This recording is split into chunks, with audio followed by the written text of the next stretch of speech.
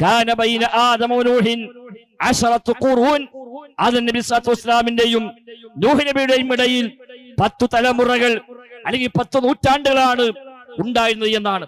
ആദം നബി സ്വല്ലല്ലാഹു മുതൽ നൂഹ് നബി സ്വല്ലല്ലാഹു അലൈഹി വസല്ലം വരെ 10 തലമുറകൾ അല്ലെങ്കിൽ 10 നൂറ്റാണ്ടുകൾ. ഖുറൂൻ എന്ന വാക്കിന് തലമുറ എന്നർത്ഥമുണ്ട്, നൂറ്റാണ്ട് എന്നും അർത്ഥമുണ്ട്. ആ രണ്ട് പ്രവാചകന്മാർക്കിടയിൽ ഒന്നാമത്തെ നബിയുടെയും ഒന്നാമത്തെ റസൂലിനും ഇടയിൽ 10 ഖുറൂൻ 10 തലമുറകൾ അല്ലെങ്കിൽ 10 നൂറ്റാണ്ടുകളാണ് ഉണ്ടായിരുന്നത്. കുല്ലുഹും അലൽ ഹഖ്, അവരെല്ലാം ഹക്കായ വഴിയിലായിരുന്നു. കുല്ലുഹും അലൽ ഇസ്ലാം, അവരെല്ലാം ഇസ്ലാമിക ആദർശത്തിലായിരുന്നു. കുല്ലുഹും അലൽ തൗഹീദ്, അവരെല്ലാം തൗഹീദിലായിരുന്നു എന്നൊക്കെ വ്യത്യസ്തമായ റിപ്പോർട്ടുകൾ കാണാം. ആദം നബി സ്വല്ലല്ലാഹു അലൈഹി വസല്ലം മുതലുള്ള 10 തലമുറകൾ തൗഹീദിൽ നിന്ന് വ്യതിചലിച്ചിട്ടില്ല എന്നർത്ഥം.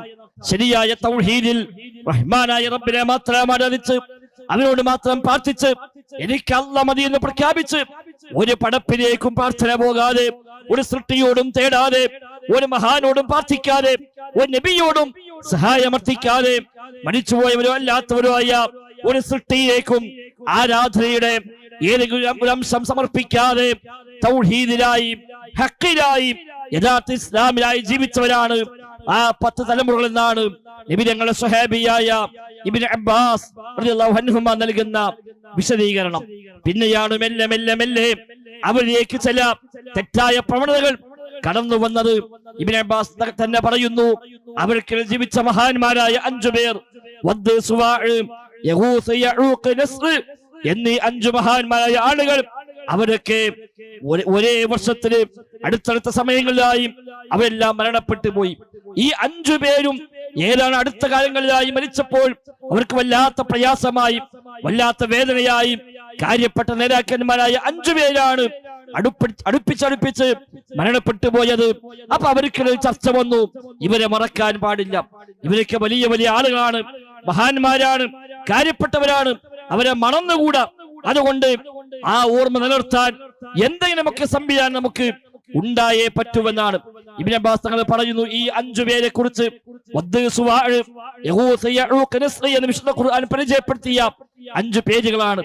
ആ പേജുകളെ പറ്റി അദ്ദേഹം പറയുന്നു, അസ്മാഉ റിജാലിൻ സ്വാലിഹീന ഫീ ഖൗമി നൂഹിൻ, നൂഹ് നബി സ്വല്ലല്ലാഹു അലൈഹി വസല്ലമിന്റെ സമൂഹത്തിൽ ജീവിച്ചു പോയ സ്വാലിഹീങ്ങളായ ആളുകളുടെ പേരുകളാകുന്നു ഇവ എന്നാണ്.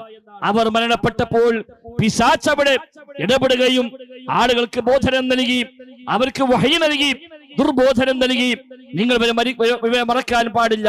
അതുകൊണ്ട് അനിൻസിബു ഫീ മജാലിസിക്കും, നിങ്ങളുടെ സദസ്സുകളിൽ, നിങ്ങളുടെ മജ്ലിസുകളിൽ ഇവരൊക്കെ രൂപങ്ങൾ ഉണ്ടാക്കി വെക്കണമെന്ന് പറയുകയും, അങ്ങനെ പിശാചിന്റെ ദുർബോധത്തിന് വഴങ്ങി ആ സമൂഹം അവിടെ ഈ മഹാന്മാരായ ആളുകളുടെ രൂപങ്ങള്, ചിത്രങ്ങള്, ഫോട്ടോകളെല്ലാം അവിടെ സ്ഥാപിക്കുകയും ചെയ്തു. പ്രതിമകൾ സ്ഥാപിക്കപ്പെട്ടു. പക്ഷേ ഫലം തുഅബദ്, അന്നവ ആരാധിക്കപ്പെട്ടിട്ടില്ല, അന്ന് ശിർക്കുണ്ടായിട്ടില്ല, അന്ന് ഈ മഹാന്മാരോട് വിളിച്ചു പ്രാർത്ഥിച്ചിട്ടില്ല, ആ മഹാന്മാരുടെ ഖബറിൽ ചെന്ന് ഖബറാളിയോട് അവർ തേടിയിട്ടില്ല.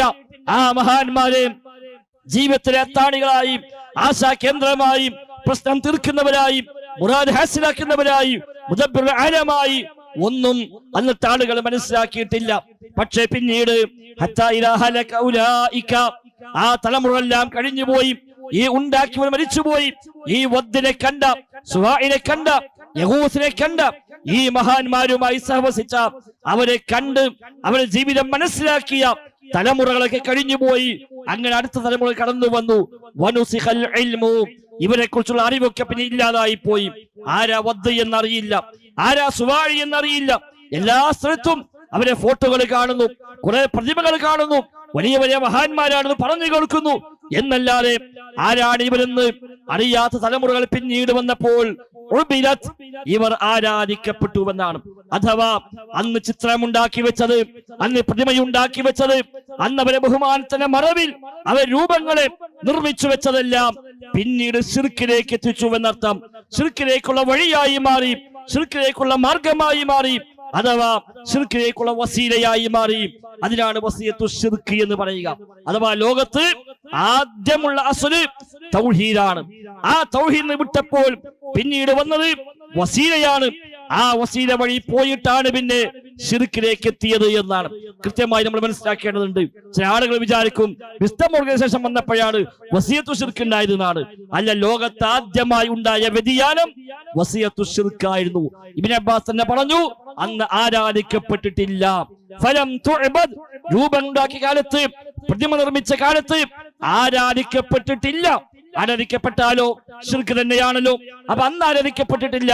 പിന്നെയോ പ്രതിമയുണ്ടാക്കി വെച്ച് എന്തിന്?